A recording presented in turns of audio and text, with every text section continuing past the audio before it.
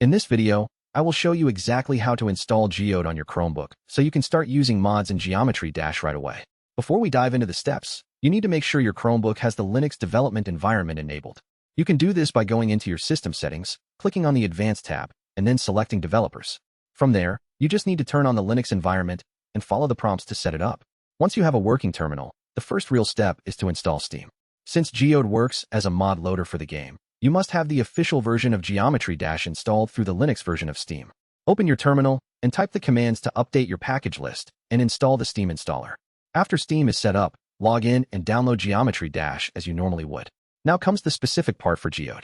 You need to visit the official Geode website or their GitHub page to download the latest Linux installer script. In your terminal, you will use a command like curl or will get to pull the installer file directly into your system. Once the file is downloaded, make sure to give it execution permissions by using the chmod command. Run the script and follow the on-screen instructions, which will automatically detect your Geometry Dash installation path. It is important to set the launch options in Steam to include the Geode path so the mod loader launches whenever the game starts.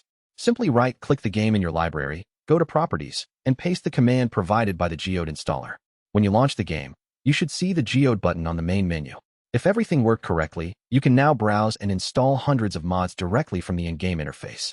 I hope this guide helps you enhance your gaming experience. Thanks for watching, and I will see you in the next one.